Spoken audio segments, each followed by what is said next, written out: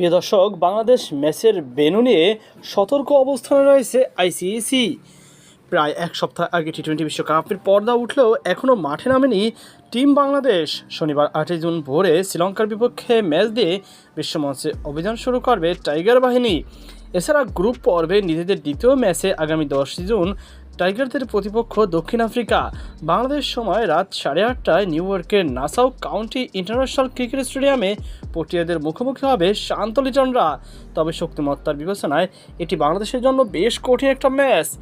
এই স্টেডিয়ামে এখন পর্যন্ত 2 ম্যাচ অনুষ্ঠিত হয়েছে, আর 2টি ম্যাচেই অপ্রত্যাশিত আচরণ দিয়ে খেয়েছে উইকেট। তাই স্টেডিয়াম উইকেট নিয়ে অনেকেই সমালোচনা করেছে।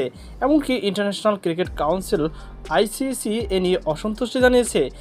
এই ঘটনায় নাসাউ ক্রিকেট স্টেডিয়াম উইকেট নিয়ে সংবাদ বিজ্ঞপ্তিতে দিতে বাধ্য হয় আইসিসি। সংবাদ বিজ্ঞপ্তিতে বলা হয়, আইসিসি বুঝতে পেরেছি, আমরা সবাই যেরকম আশা করেছিলাম Nassau County International Cricket Stadium উইকেটগুলো সেরকম আচরণ করেনি। সংবাদ বিজ্ঞপ্তিতে তিনি আরও যোগ করে বলেছেন, গতকালের ম্যাচের পর থেকে বিশ্বমানের মাঠকর্মীরা কঠিন পরিশ্রম করে পরিস্থিতি সামলানোর চেষ্টা চালাচ্ছে।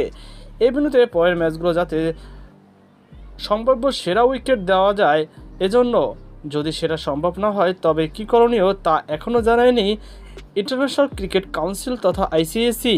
প্রিয় দর্শক, বিশ্বমানের উইকেট নিয়ে মুখ খুলেছেন শান্ত। তিনি বলেছেন, সবাই ভালোমতো প্রস্তুত, ফ্যাসিলিটিজ যতটাই ছিল আমরা চেষ্টা করেছি, ভালো খারাপ থাকবেই।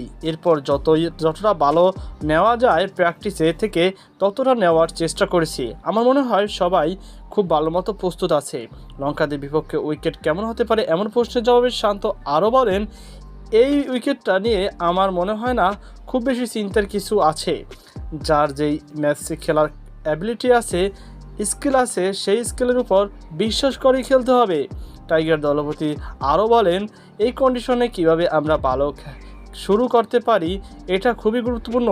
যদি আমরা আগে ব্যাটিং করি, যদি বোলিং করি, বোলারদের লক্ষ্য থাকবে আমরা কীভাবে দ্রুত উইকেট নিতে পারি। কালকে যখন খেলাটা শুরু হবে এগুলো দ্রুত মানিয়ে নিতে হবে। আমার মনে হয় না এই উইকেটটা নিয়ে চিন্তার কোনো কারণ আছে।